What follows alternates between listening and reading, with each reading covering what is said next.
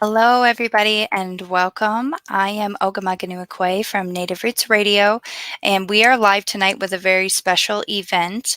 It's called This Ain't New, a history lesson brought to us by the 1000 grandmothers from the Bay Area, as well as wonderful elder women from the Warrior Women Project. Here with me tonight is Beth Castle, who, from my understanding, pretty much rocks the entire Warrior Women Project. She handles a lot of their publicity and much of the editing, filming, and interviewing for the documentary that they put together. But also she reaches out to people like Native Roots Radio to get these sort of special events on. Beth, do you want to tell them a little bit more about what you do? Sure. Thanks, Ogama. I think that, I have had the privilege of working with and being connected to a lot of the women you were about to meet and talk to for 20 some years, doing something pretty innovative that has over time, we've called it the Warrior Women Project. There is a film, Warrior Women. Hope you all will check out and see, bring to your community if you haven't seen it yet. And that is co-directed by myself and a filmmaker named Christina King. And what's great is that the Warrior Women Project existed before the film, is going to continue its work. And it's really a community-based intersection of activism, matriarchy, storytelling, keeping it so real. We could never be in a space where we need that unknown history more. And that's what we focus on, is telling, through oral history interviews and legitimate, collaborative, non-extractive work on the ground, telling the history of Indigenous organizing, and especially from the inherent leadership of women. This ain't new idea. It was just something that popped up the last few days as we wanted to give time and space to the grandmothers, to the gray hairs are on the move, the grandmothers who are stepping into a place of power and coming together in solidarity. And there was a solidarity action that they organized for and engaged in last week, where this California-based 1000 grandmothers that's connected with and sort of follows the leadership to a degree of the Indigenous formed group, other grandmothers group, Washagia Naji grandmothers group, based in Cheyenne River, Lakota Nation. And they came together to travel to Line 3 to take a stand against the pipeline. And there was some things I wanted to give context to historically, and then, do the thing that doesn't usually happen is, sometimes I'm the professor, I'm the doctor, I'm the expert. I put on my pith helmet and analyze. But what the goal is here is that we then have a conversation with the folks who are making the history and have been for years now. So that's a little bit about me and a little bit about what I hope we're going to do together shortly. Wonderful. Awesome. So I think without further ado, we should start inviting some of our ladies on here tonight. We've got a really fantastic lineup. So we've got Madonna Thunderhawk and Marcella Gilbert on, who are very active in the American Indian movement and the Women of All Red Nations movement. And then we've also got Nancy and Pat here, who are part of the 1000 Grandmothers group, who are here in Minnesota. Why don't we have everybody introduce themselves, and then we'll get to some storytelling. Nancy, would you like to go first?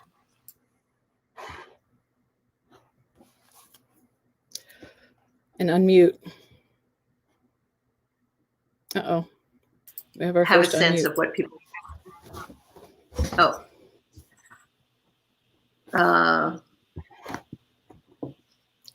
Okay. One second. It's all right. You're off. You're off mute. Go ahead and just take it from the top. I'd like to maybe sit back at first and hear what other people have to say, and maybe not go first, if that's okay with you. Sure. Is anybody feeling brave and wanting to go first? I'll go first. All right. I'll go first. All right. I'm going to get bossy. I know how the potato gets tossed around here, ladies, and you're not fooling me. Okay. Just a quick bit here. So one of the reasons we wanted to give this context, are we getting feedback? Yeah. There we go.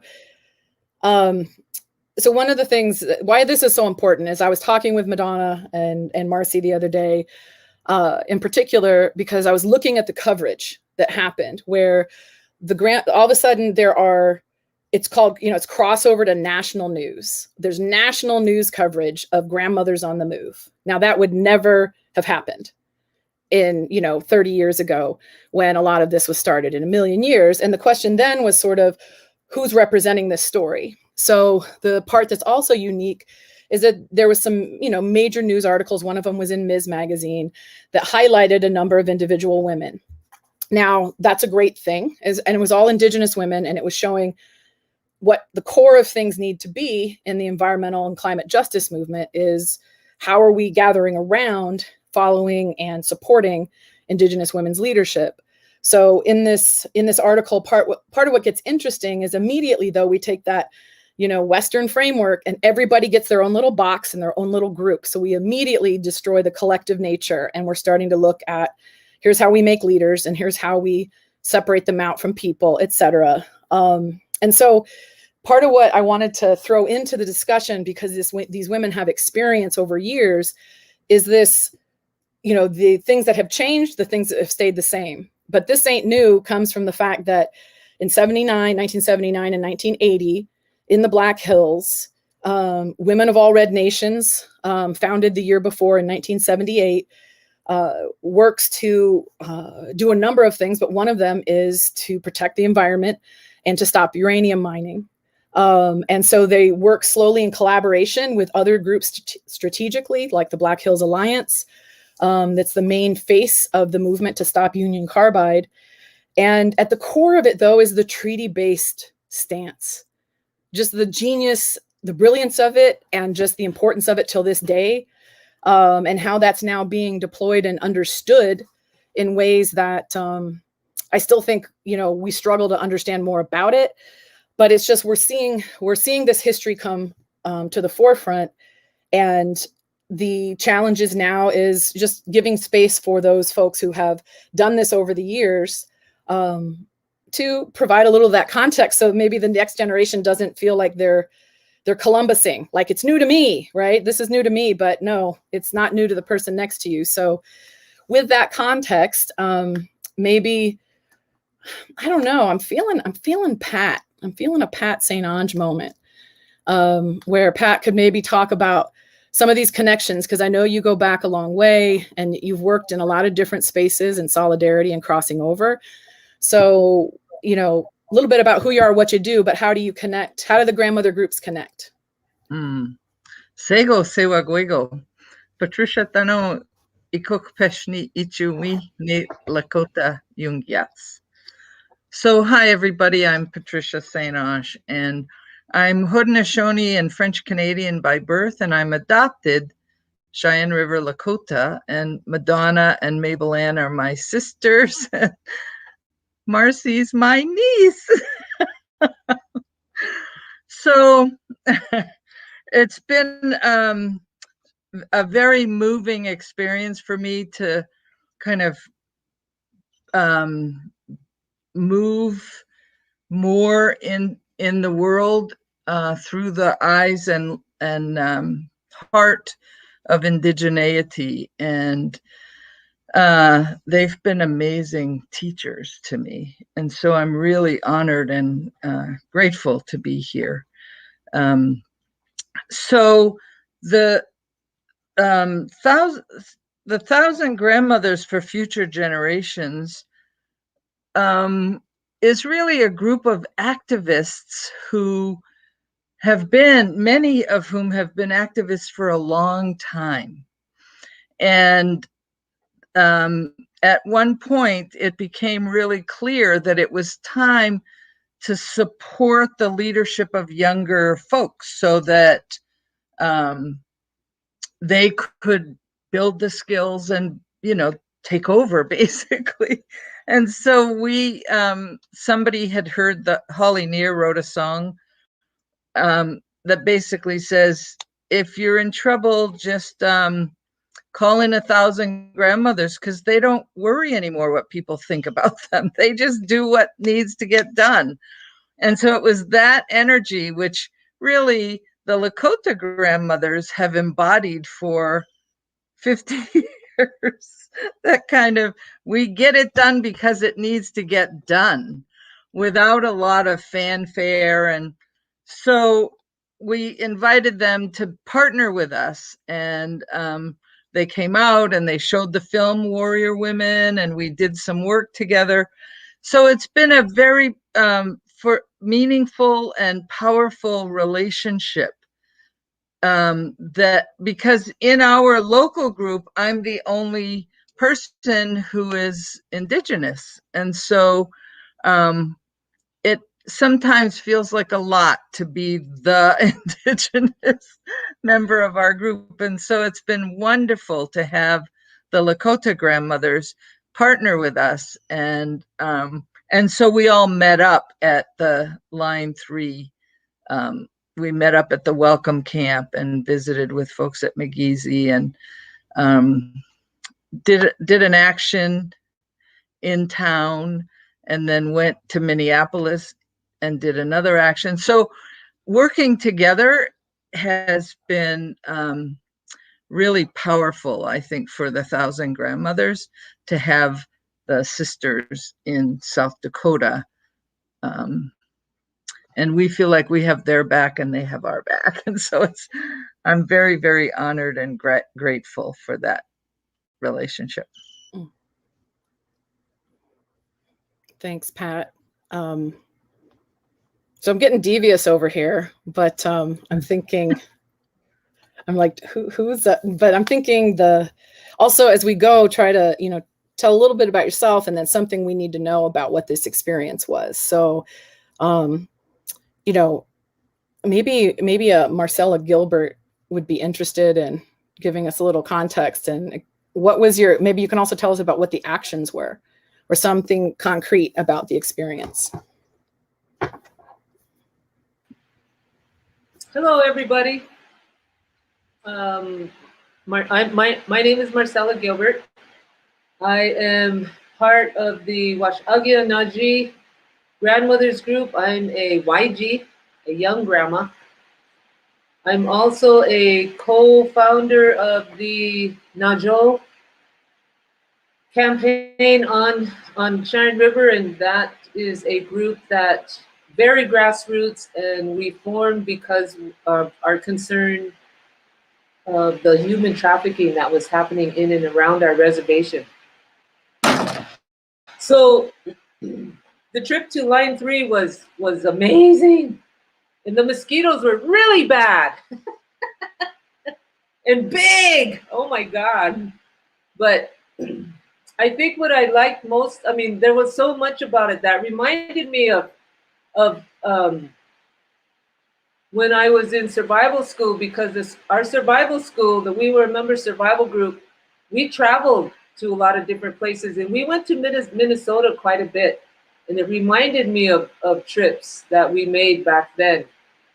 And just to be in that space and be up there in that land, it was so beautiful. And to see all the people who believe in protecting the water and taking on this corporation. And so meeting, I think the highlight for me was meeting Tasha Martineau. Yeah. She was amazing. She is an amazing young woman. And I think she is making history as we speak, not only, managing that camp and holding it together, raising her kids, she's doing everything there at the camp. She's running it, she's raising her children, she's doing the work that needs to happen to keep it moving forward. But the other thing that was really, really powerful to me is the recognition that she made of the historical relationships that happened when the invasion of our lands was happening, and their people were pushed down into the Dakota territory, into our lands. And so the fact that she acknowledged that, she told some history about it, and the plans moving forward is to involve Dakota people in a more meaningful way. So I think that was the highlight for me, because she is definitely making history. And it makes me feel really, really proud, because she's a thinker and she's thinking about the future. And she's, we have to, as Native people, we have to heal our history. We have a lot of history that has been affected by the invasion of our lands. And so as a result of that history, there's some history that has happened that maybe probably would never have happened between different tribes if it wasn't for the invasion that was happening. And so I think it's a brilliant what she's doing, because it's going to provide a future where we can not only heal our relationships, but empower each other moving forward, because this fight is not going to end, not anytime soon. Our children are going to be fighting this same fight, because the corporations are using our own people against us. And that is based in poverty porn and all that kind of stuff. But I just think that was the highlight. I mean, she's an amazing woman, and I'm really glad I got to meet her and just be there. It was really good to be there, and I just wanted to share that. Thank you, Marcy. I wanted to segue, and Nancy, don't think you're going to hide. Like I know you're there, just so you know. But what I wanted to do, because Marcy brought this up, is Madonna. You were telling me about Tasha the other day, and part of what really struck me was, and first of all, if you can, it's the McGeezy camp that she runs, right? And what you said in particular was the stance that she's taking, and the fact that everybody's against her, right? That she doesn't have support of tribal governments, that the way you could connect to sort of what you were doing at the time, and folks don't always realize, like, there weren't words, like people weren't running around talking about sovereignty and decolonization, right? When you were stepping out. And so maybe you could share some of your thoughts about your own historical trip back to talking with Tasha. Hello, everybody. Yeah, I felt the same way Marcy did, but I suppose on another level, because it was almost like, history kind of repeating itself. I just stood back and I just watched and listened to her, and I was just, I just felt a great relief, because she is one of many of the younger generation of our women that are coming up, and basically, I don't like to be using the word leader or leading, because that it's, I don't know, it just has so many meanings that sometimes I get tired of it. But she's just kind of, stepping up, and it's just kind of automatic, knowing that there's responsibility there, and what she needs to do and what she is doing. And there's so many young women all across our our lands that are doing the same thing. But to just to stand there, and just to be welcomed to their camp, and to just feel the energy, and to just watch it, and I thought, this is just more or less kind of makes, you wonder sometimes, you're in it for the long haul, and God, look behind you all those years, and we're still slugging away here, and then you see a young person like a young mother, a young, indigenous woman who is just standing strong. And it just makes it all, just all come together, and I'm just so amazed at her. She's just a amazing young woman. So that was the main thing, because when she started telling about how, well, first of all, we got to the camp and she said, they greeted us and they said, welcome home. And that just kind of, I just, I just thought that was just awesome, just amazing. Because our people, I didn't know the history she was going to tell yet, because we had just gotten there. But I just had the feeling that, of course, the imaginary boundaries, that in this modern day that people go by, but with us as indigenous, and we're all fighting for the land and fighting for the water, and Mother Earth, and that it's just we're all just in it together, So yeah, of course, welcome home, I just felt so good about that. So yeah, that was the best part. Yeah. Well, before we, criticize it all as we need to, no, but I'm like, well, we're going to keep it real. It's not all fun and games. We still have like a war. But Nancy, tell me about, well, who you are, as you would like to, but also how you got to know, Madonna and get connected and go on this journey. Well, I was one of the co-founders of Thousand Grandmothers, and we started our work in support of the grandmothers at DAPL. And I guess I first met Madonna and family through Pat, her sister, and also through one of our other members who knew Madonna many years ago, and I was introduced to her at a couple of demonstrations against Wells Fargo, I guess, and then they stayed with me a few times when they were in the Bay. But I wanted to go back a little bit to what Marcy and Madonna just said, because I had the honor of bearing witness to that experience, and it just was very, very, very powerful experience of truth telling about the hard things that in our history.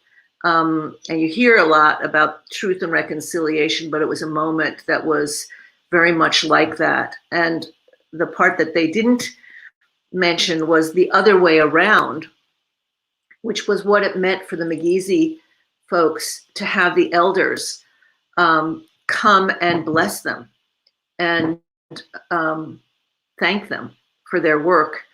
That was also just an enormously powerful experience of what elders can bring to young activists that there was such a hunger for. It's a two-spirit camp. A lot of the people there have been very, have had a lot of struggle with their families, their tribes, about their politics and their support of the water protector, their being the frontline water protectors, and also their choices in their lives. And Tasia did an enormously fabulous job of both talking about how she loves the people she grew up with and her tribe, and also talking about the need for reparations. It just was an extraordinary experience. And also the blessing that Mabel Ann and Madonna were able to give was like nothing I've ever seen, and also fed the need that we all have had to try to really understand what we bring as grandmothers that other people may not be able to bring. And it's different as a white woman to understand where we bring that, but we had a very strong experience of that in St. Paul, of feeling these women who had been involved in the struggle around Line 3 and around Black Lives Matter as individuals in the movement and what it felt like for them to be honored as grandmothers and infused with the power of what it means to come together as grandmothers as opposed to just individual women who've been in the movement for 50, 60 years. So all of those things were really, really powerful for me. And I have to say I learned a lot about what it's like to try to gather as a big group of white women in support of Indigenous leadership and what it means to learn how to just wait and not have to wait, to be quiet, to see how the leadership emerges. Anyway, there was a lot of dynamics and learning, I think, on the part of the white women on the trip about how to step back and then get phenomenally amazing leadership from our sisters from South Dakota, as well as the people on the ground there. So I'm still processing, and I think a lot of others, the enormous learnings for people, and for a bunch of old ladies who've been in the movement for 60 years to still be positioned. I mean, who often think we know everything already. We've been there, done that, whatever. For people to be in a real learning mode and come back in a humble way was really quite impressive.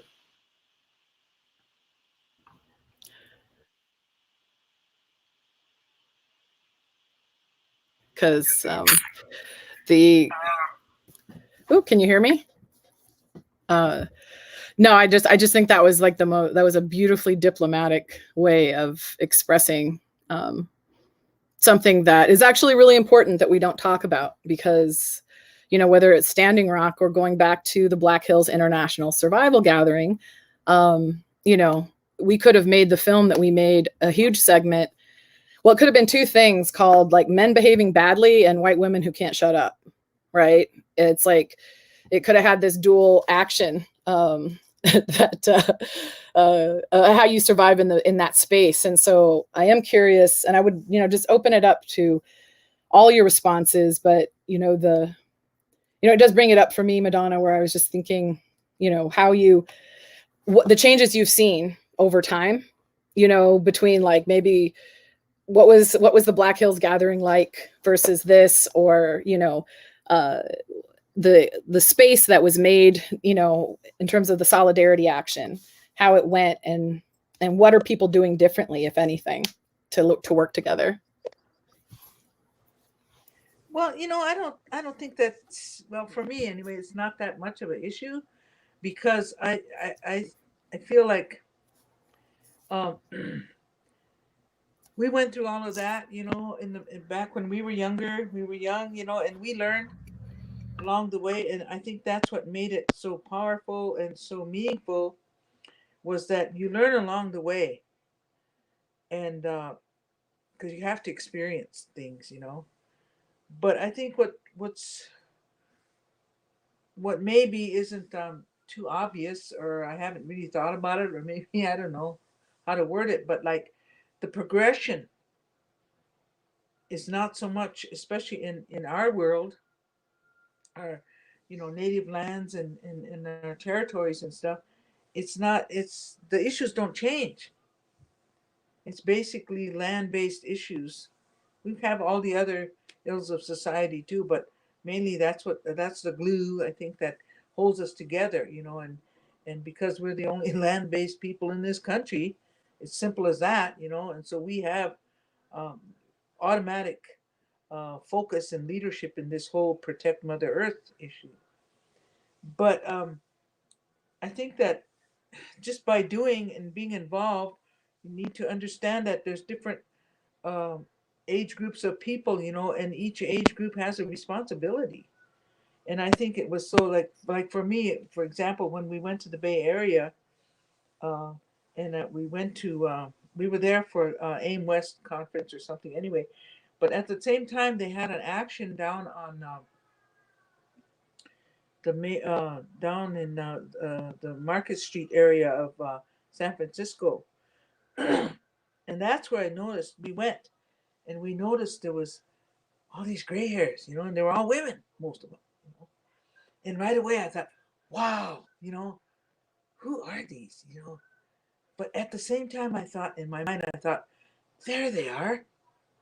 Because all the years when I was young and we worked the American Indian movement, all the issues we went through, the confrontations we had with the government, the United States government, and every other, you know, government from tribal on up, it seemed like we had to stand against everyone on different issues like that.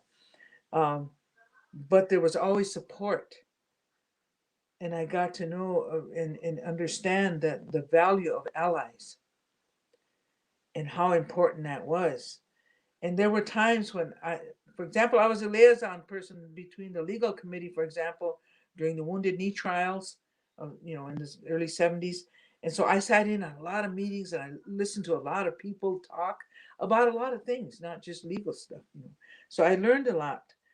And then as years went by in the 80s and the 90s and stuff, there was times when I would sit back and I think, I wonder where they're all at.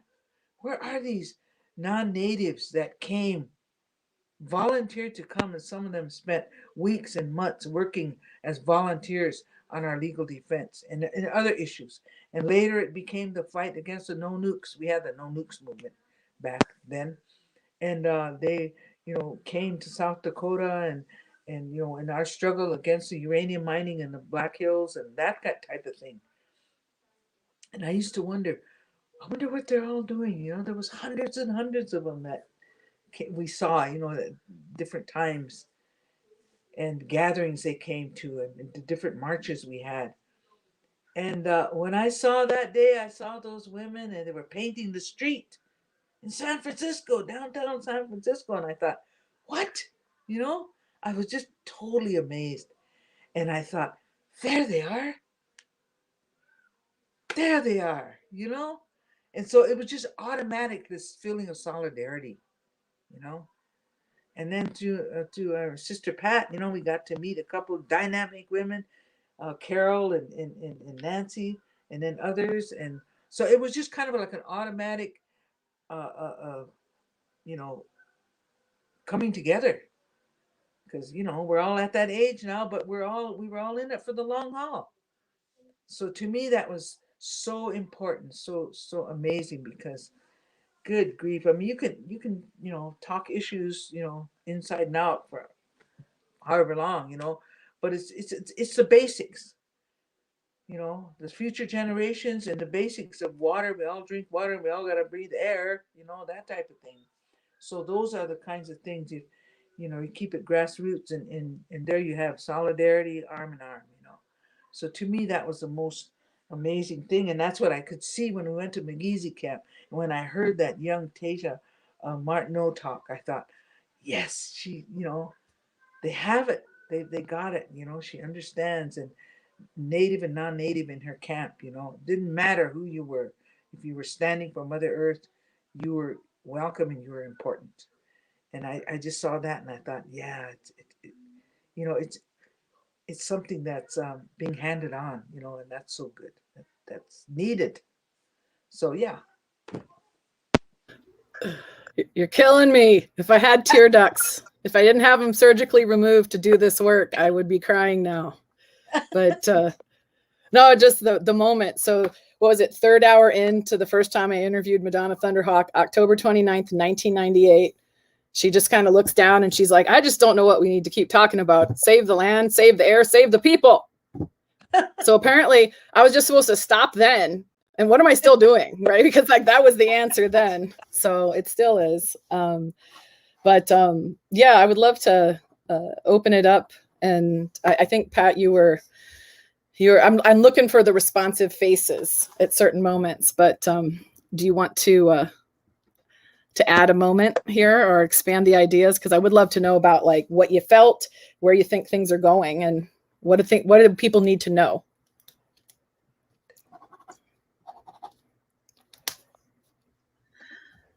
So, as always, I find, Madonna frames things and in a way that makes everybody feel like they belong. And that was the experience there. So I also was really moved by our visit to the McGeezy camp. The other thing that happened that was very special, I think, was the day that we were all leaving Minnesota. We met in front of the governor's mansion, and we had talked with folks ahead of time who are from the Twin Cities. 200 people showed up to be with us in that space. And we spoke to the governor, we spoke to the community, we sang. It just had a kind of festive energy to it and serious. So it was and right there on the spot, the elder women from the Twin Cities gathered around and started a chapter of the 1,000 Grandmothers for Future Generations.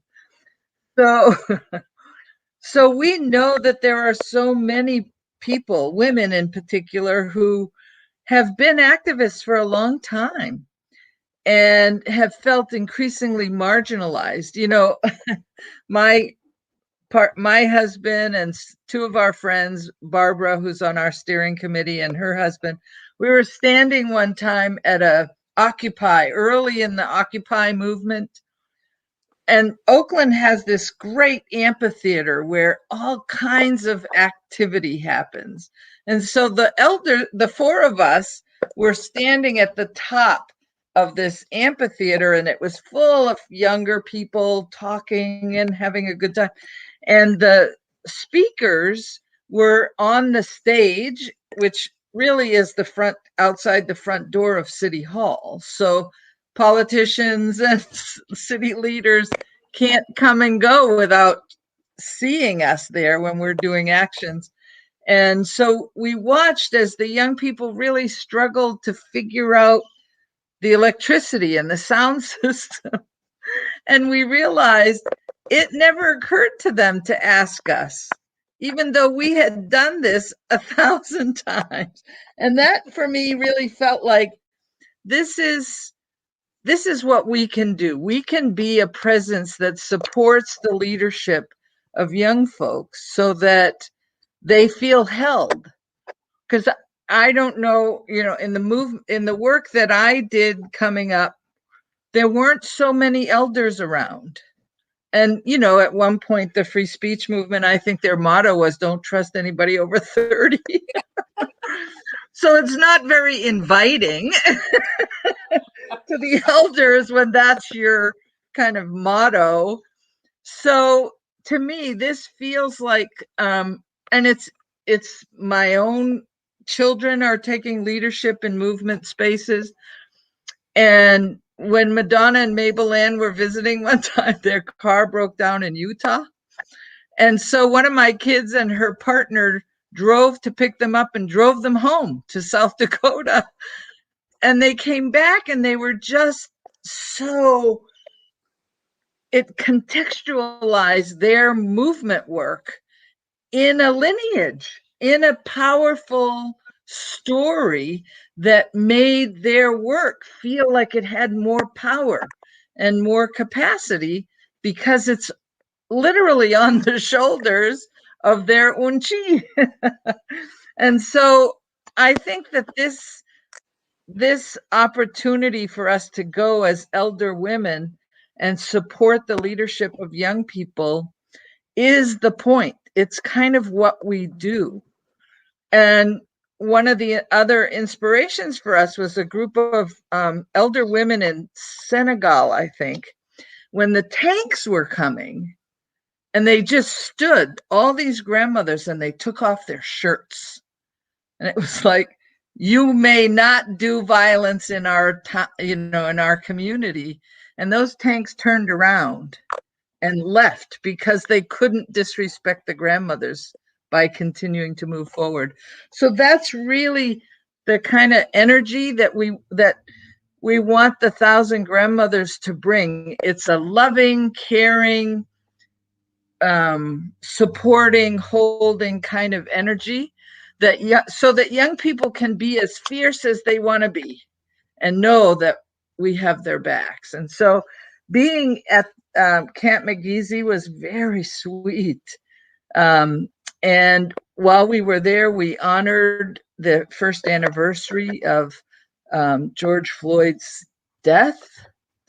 And so it was a way to bring all the, to kind of create the web that supports the interconnectedness of all these different ways that we fall short as human beings, as relatives. We break relationship with each other. And so, we wanted to create this space where we were creating the rebuilding and this interaction between Madonna and Mabel Ann and Marcy and Dawn and the McGeezy Camp leadership. I just felt the spirit world coming together in celebration of this reconciliation of 100-year-old wound. And so there were so many moments like that were just really powerful. And I feel really grateful that we were all able to come together as one larger group. There were 34 of us all together. So it was pretty significant, I think, that we showed up.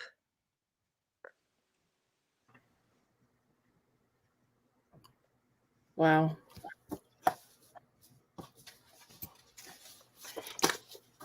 Beth, if I can, I'd like to just kind of pop in here with a story that I heard. I live in Minnesota and I work with Native Roots Radio, and I do a lot of amplifying this work, of amplifying the Stop Line 3 movement, of doing all of these types of things.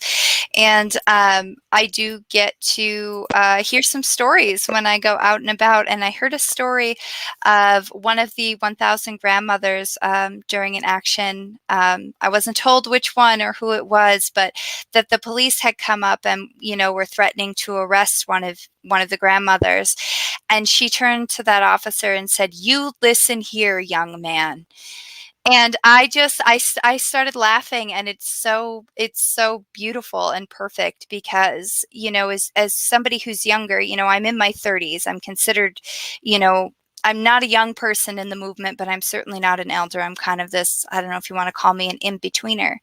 But I can, I see how the powers that be often see young people who are doing this work, like Tasha and Tara and those people, as a significant threat. And they are treated as such. We're met with harassments and violence and those types of things. And for them to be met with elders, with grandmothers, with people that say things like, "You listen here, young man," it brings them to question what it is that they're actually doing. What is their purpose here? And what our purpose there is. I think a lot of people get this idea that those who want to stop Line 3 are, a bunch of, granola eating liberal hippies who just are doing it because it's cool. But, as a mother of an 8-year-old myself, I look at this movement and the work that I do to amplify it as a way to give back to my child and as a way to honor the women who came before me. And to know your history in this movement as a younger person is really important. We need to know what has been done so that we can continue to do things in the right way and to learn from the things that maybe didn't work so well, like those things have been done before us for a reason. So I, for one, am incredibly grateful and happy to see so many women, so many grandmothers getting involved to come and support in this movement. And I want to thank all of you for doing this work for years and years and years. I've been involved in water protecting and Stop Line 3 movement for just about 10 years now. And and it feels daunting looking ahead sometimes. So for you all to have been here, 20, 30, 40, 50 years working on these issues and yet continuing to support us now is an immeasurable gift. And I want to thank all of you for that. It feels very mutual. So we also are enriched by watching you blossom as leader, as the future elders. It's a beautiful thing to be a witness. And so it makes meaning for us, and it also, we hope, really provides support to the leadership of young people.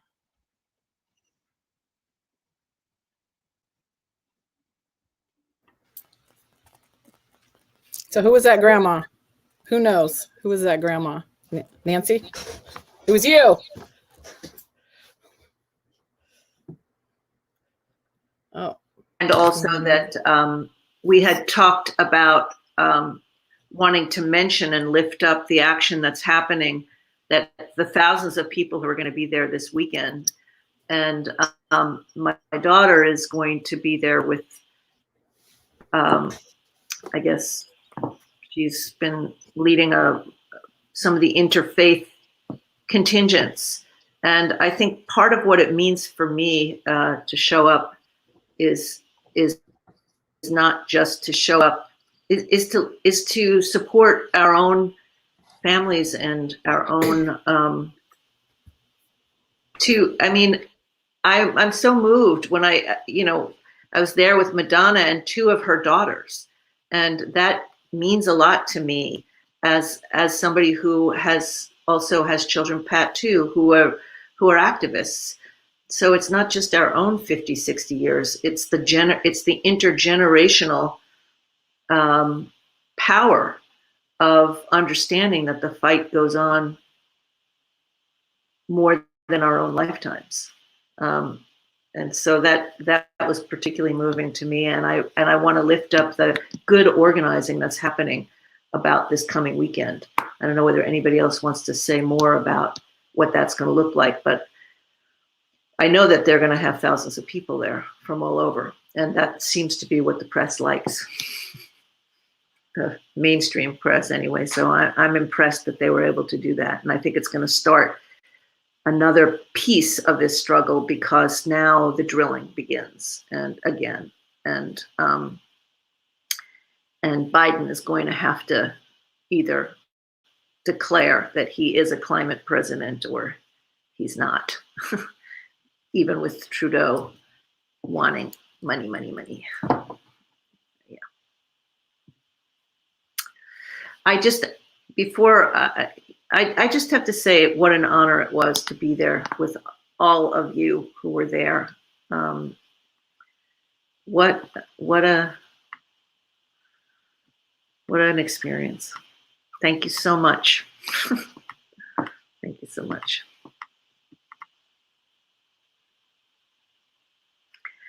And Marcy's two grandchildren being there was pretty special as well.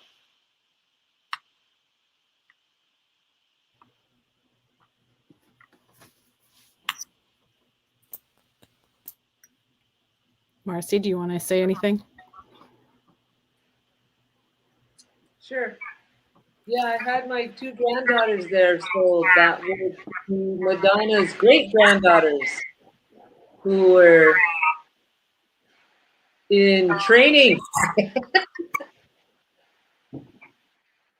But I do want to say that this movement of grandmothers that's taking place all over, I think it's a really strong symbol of power and family. And I think that those of us who are younger or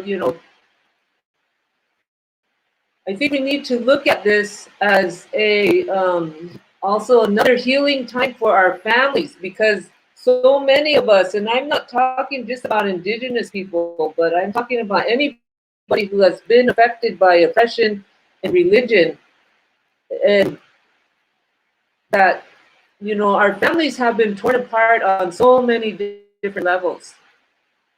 And so I think that it's powerful to have grandmothers show up, and grandfathers to show up and support young people, because I think that also builds an opportunity, and it reminds us as younger generation that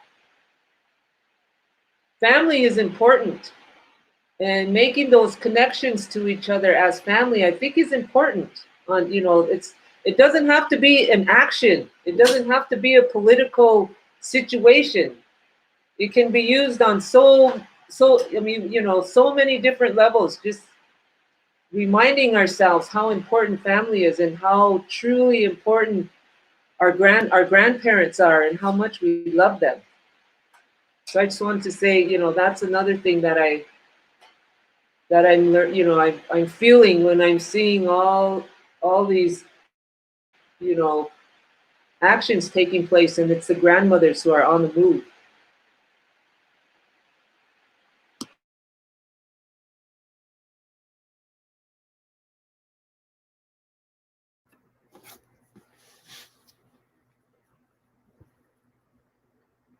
Nobody ever really waits for me. So come on, Madonna. Hang We me out see to you dry. laughing. I see you laughing. Is there anything you want to share?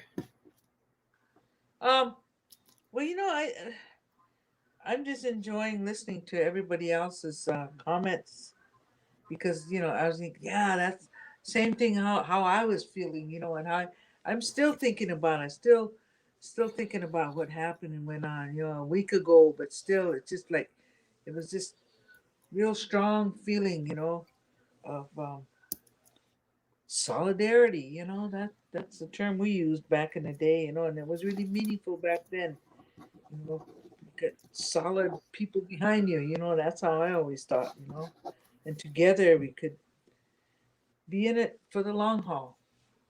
So, Mhm. but what I was thinking too is, you know, just like Marcy said, it doesn't have to be that much of a big deal or a big event or anything. But when you are in solidarity, for example, back here at home, we have two young people, water protectors, that are going to court on the 9th.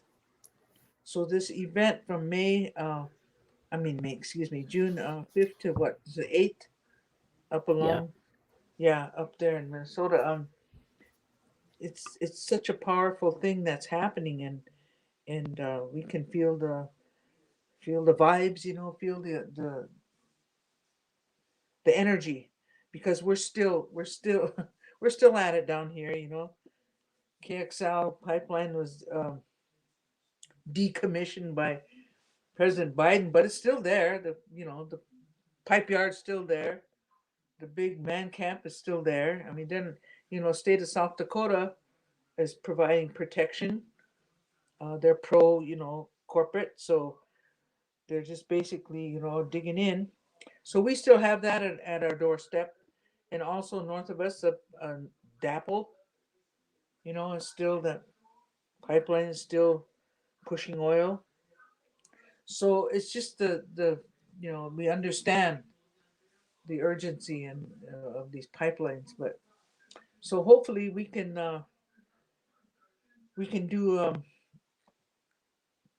be in support as while we're there supporting our pipeline young people who are going to court.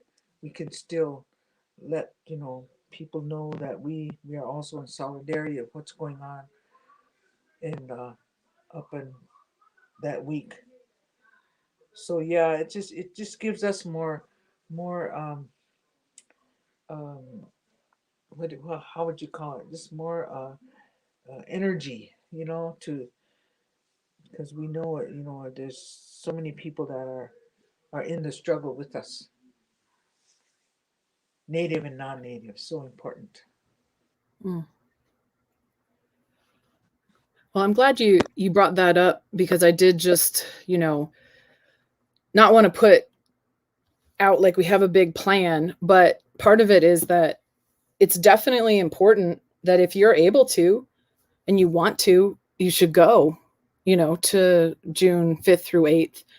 This is one of those times where everybody matters. You're welcome. You're not, like, I think that's the things that everybody has said is so important, because, we're also trying to change the nature of so many words that are so unhelpful, like even activist, right? Like there's this activist and then there's other folks. And what we need is this framework that understands, social justice as an actual way of life. But the fact that this is one of those times that, you go, you're there to be a water protector, you're welcome. And then, how that developed at Standing Rock over time, but also this idea of solidarity actions, because the other simultaneous thing that we're always trying to encourage is it doesn't have to be fanfare. It doesn't have to be an event. There doesn't have to be press there to make it real, but you could be doing, solidarity-based actions in your own area, because everyone lives in a community that is affected by extraction industry, right? And there's a way, and it's even better often in communities where people don't see it. I live in an area in Ohio where we're literally walking on we don't have ground, we have pipelines to walk on, but not a single person really, has an awareness of that. But so much of this does start, a lot of this in its historical roots with South Dakota. And, Standing Rock, we still don't know the full history about, the way in which the global indigenous, the meaning of being indigenous and the Declaration on the Rights of Indigenous Peoples is all rooted in a 1974 meeting in Standing Rock where the International Indian Treaty Council founds itself. So there's just this really, really deep history that we're going to continue to try and be a part of and put it out there through the Warrior Women Project. And, I just wanted to give everybody a chance to maybe offer some closing words about solidarity as well, because I think just from my perspective over all the years that I've been working on this, part of what's so powerful is you can definitely get lost in all of the negatives, right? Everything has so many negatives about it, like how camp life is, how people behave badly.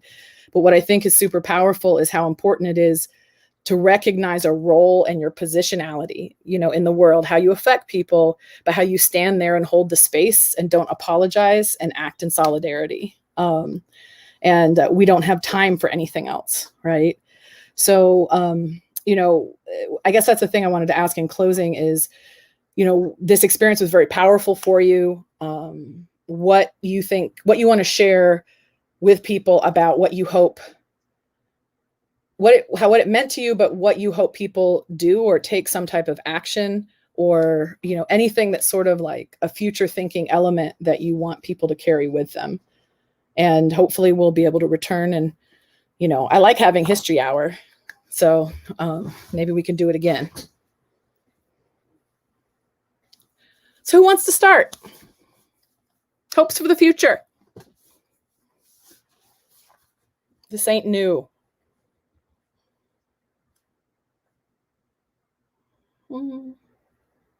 Nancy, calling you out. Calling you in. We're calling you in. I was just thinking that hopes for the future. I'm very inspired by the fact that there's all these grandmothers who are, I liked when you said not apologizing, but still learning. I feel like it's been a very humbling year for me, and I feel humbling in the most positive sense, in the sense that I feel like I'm always confronting what's my own ignorance and learning out of that space, as well as keeping on. And one of the things that Madonna in particular, she sometimes just does it with like a hand. She just says, well, like, and she just says, and she says, 50 years of wisdom in just like a hand gesture. But one of the things that I love, that every time I'm around Madonna, that I feel is just what it means to just have the commitment to keep on keeping on. And that is, I guess for me, that's, what was the question? What do we want for into the future? I feel like we have to hang in. There's no other choice. And we have to keep learning and keep being open to something new. And I think we each have to learn different things. I feel like, and I feel like I'm very, very grateful to have found the positioning of a grandmother, because it feels real to me. And I love other grandmothers. They're so powerful, smart, cool, and my sisters. Badass. Right. So I think it's just about moving on, hanging in, and staying open and supporting each other. Thank you. I do revise this. Madonna doesn't get to answer this question because she knows I know how she feels about the hopes for the future question. She's like, come on. There's no light at the end of the tunnel, people. There's no light. Just get on with it. But I think it's beautiful though, because Nancy, you tap on some of the things that are important in these conversations where, so often I don't want people to get lost in the battle of the woke, right? We want people, being so super woke, you can't get out of your own way and hold your space and be valued. But at the same time, you do know just when to shut up and when you're getting like, the single hand gesture. I mean, it's not the old school, like, but it's close. I don't know, Marcy, Pat, what would you like to share in closing, whether they're hopes or they're dire predictions or somewhere in between?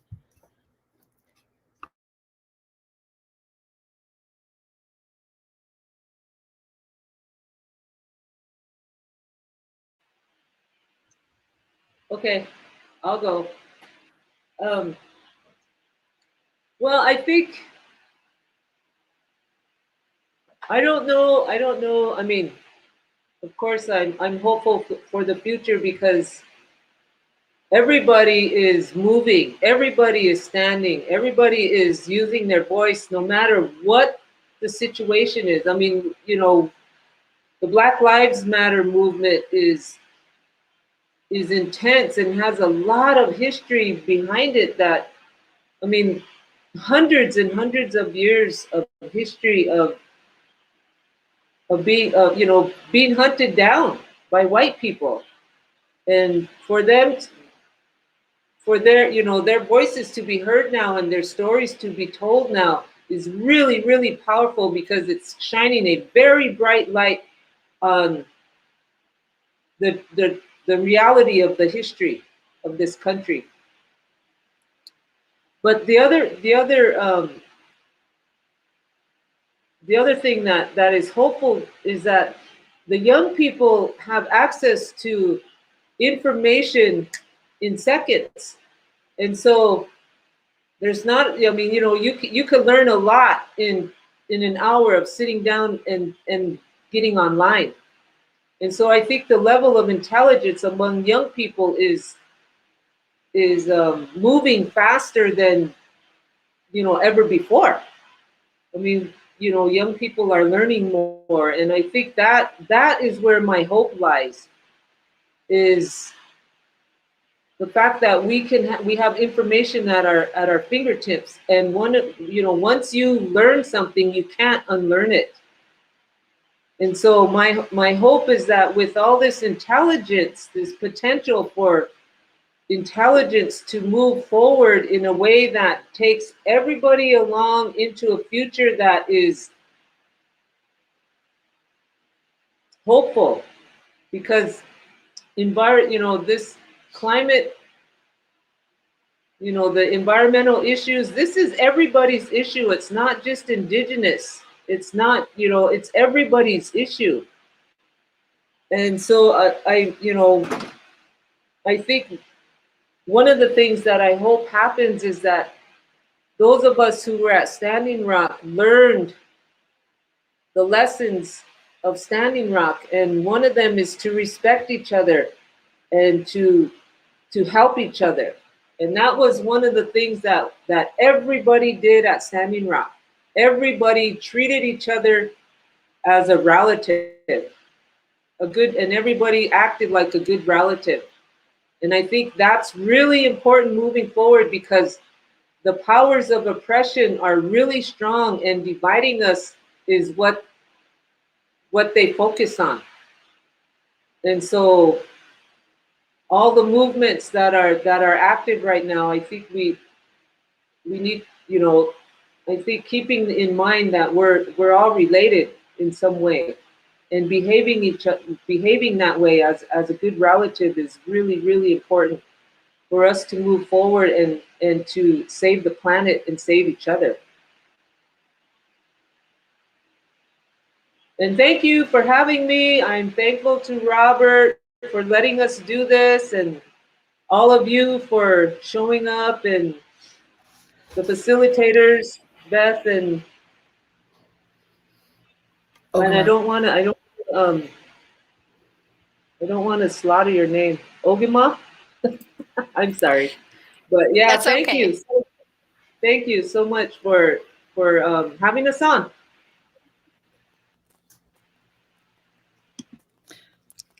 All right, Pat, would you have any final words you want to share?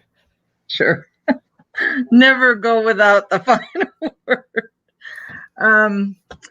So I just, Marcy, you so much articulated where I was going with this, and what I hope for the future is that the future generations recognize their leadership and are supported by the elder generations. You know, in Mohawk, the great peacemaker came, and the Haudenosaunee were formed as a confederacy around this notion that all of our deliberations must be made with the seventh generation in mind. And so I've often thought what it would be like if US, because the US government's kind of co-opted the frame of the confederacy, the relationship between each individual nation and all of that. But what I often say is they got the form, but not the medicine. So they never really understood what was underneath this notion of what it means to be relatives to each other and to be in relationship where we support the leadership of our, the other nations. And in the case of the US, it was the states. The states would have a relationship with each other, and then they'd have this confederacy, the federal government. But they never really understood the meaning of that coming together. And that feels to me a lot like our history. It's like people see something and it's hard for them to understand it just from observing. And so the opportunity to come together, to work together, to be together, to have actions together, to eat together, to sing together, all of those things increase our capacity to understand the meaning underneath the form of whatever it is we're doing, whether it's an action or, trying to talk to the governor or whatever it is. And so this, the medicine that the Lakota grandmothers brought to the 1,000 grandmother series of actions was very powerful. And so I feel incredibly grateful that we were able to have you there to work with us. And I think it's also a generational, the future generations, it's not an aside that that's in our name. because we recognize our definition of grandmother is a woman of a certain age who cares for future generations. So it's a place where even women who don't have children or grandchildren biological, they feel like they're welcome there, because being a grandmother is much more than having kids who have kids, even though that's a significant one. And I certainly love my grandkids and my kids. So anyway, I just feel like what elder women have to offer is a blessing. It's we get to bless our children and their children into the work that they want to do to make the world sustainable for the many generations that will come after them. And so I love the grandmothers. I love that we have buttons for the non-grandmothers to their auxiliary members, and they get a button that says auxiliary member of the 1,000 grandmothers for future generations, because we all are, in Haiti, they talk about Fondation d'École. It's like it's shoulders pushing together is how we get things done. And I just messed up the Creole, I'm sure, but it's, that idea that we're all pulling together, and each generation has a different space in the circle because we bring different experiences and different gifts. And so be together with everybody.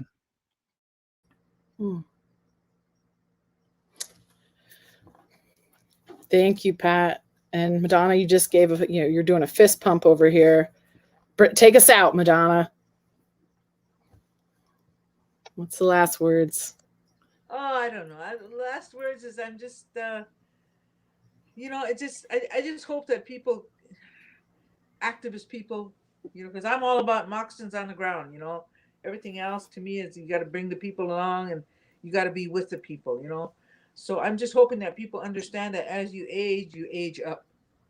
You've got a responsibility to know what age group you're in. You graduate to the next one, and it's powerful, and if you're in it for the long haul, you're needed.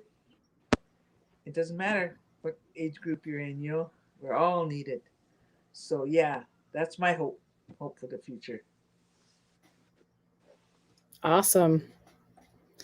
Well, we're right now Ogama's posting some details for the Treaty People Gathering.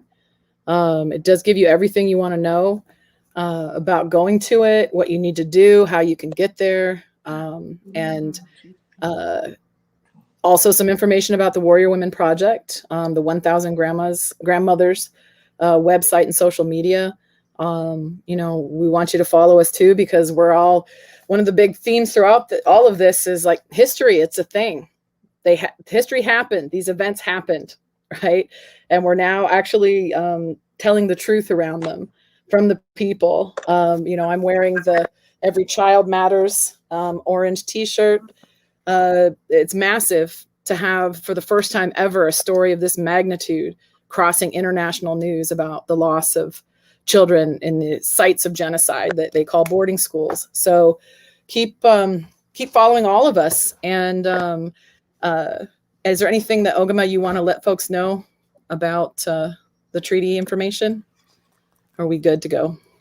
Sure. Yeah, I can pop in with just a few things. So the website is treatypeoplegathering.com. You can sign up there. They're going to ask you a bunch of questions about logistics. The reason why it's so important to sign up is that at these gatherings, it is really important that everybody is welcomed, and part of being welcomed has a lot to do with food and places to sleep. So if you intend on coming and you haven't filled that out yet, please fill it out so that they know you're coming and to expect you. There are a lot of people working behind the scenes to make sure that this event goes smoothly. If you have any questions, you can email or call them. The people organizing this event are really fantastic, and I just want to give a shout out. I can't possibly list all of the groups that are involved, but to all of you who have been involved in organizing the Treaty People Gathering this weekend, I am proud of you, and I really hope that we can do right by you by having all these people show up this weekend. It's going to be really beautiful. It's going to be really peaceful. And these movements, like so many of you have said tonight, are about finding your people and other Native people and your allies. And if you're a water protector and this is something that's important to you, come find your people this weekend. Come join us.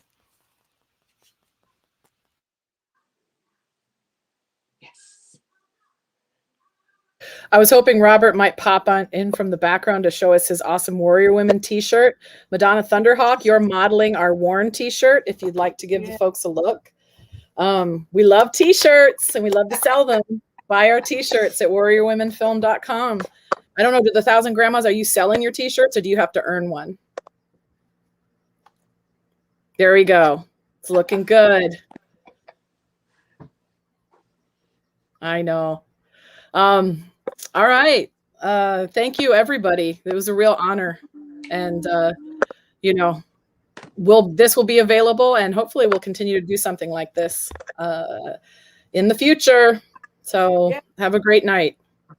Thank you. Bye. Bye. Bye, everybody. Thank you.